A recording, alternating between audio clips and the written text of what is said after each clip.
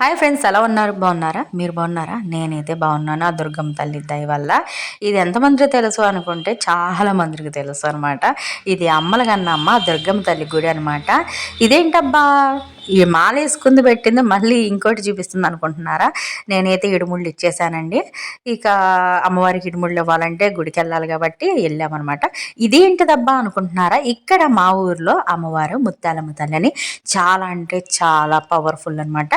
ఇంకా మాల్లో ఉన్నప్పుడు అమ్మవారి దగ్గరికి వెళ్ళి ఇంకా మాకు తోచినట్టు పూజ చేసి అమ్మవారికి నైవేద్యం పెట్టి అమ్మవారికి దీపారాజన చేసి నేను అమ్మవారిది అష్టోత్తరం చదువుతున్నాను.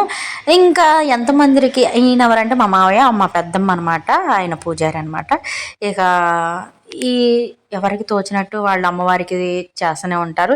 కానీ చాలా అంటే చాలా పవర్ఫుల్. అమ్మవారిని మాత్రం ఏదైనా కోరుకుంటే టక్కువని ఇచ్చేస్తుంది అనమాట. మీరు కూడా ఏమైనా కావాలంటే కోరేసుకోండి అనమాట. ఏంటి సంధ్య ఈ మధ్యన భక్తిలో దిగిపోతుందంటే దేవుడిని నమ్ముకున్నంత ఇది మనుషులను కానీ ఇంకెవరు కానీ నమ్మొద్దు. దేవుడైతే మోసం చెయ్యుడు. మనకి ఏం కావాలో కొద్ది లేట్ అయినా ఖచ్చితంగా ఆయన ఇచ్చేస్తాడనమాట.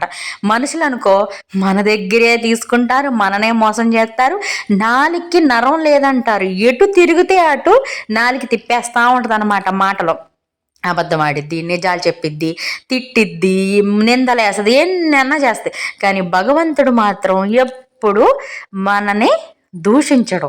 మనం ఏం చెప్పినా వింటాడు. మంచి చెప్పినా చెడు చెప్పినా ఏడిచినా నవ్వినా అన్నీ ప్రశాంతంగా నేదే దేవుడు.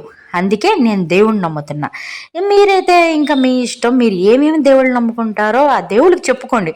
నేను ఇచ్చే సజెషన్ ఏంటంటే అన్నిటికంటే దేవుడిని నమ్ముకోండి. దేవుడు మోసం చేయడు మనని. అంతేనా?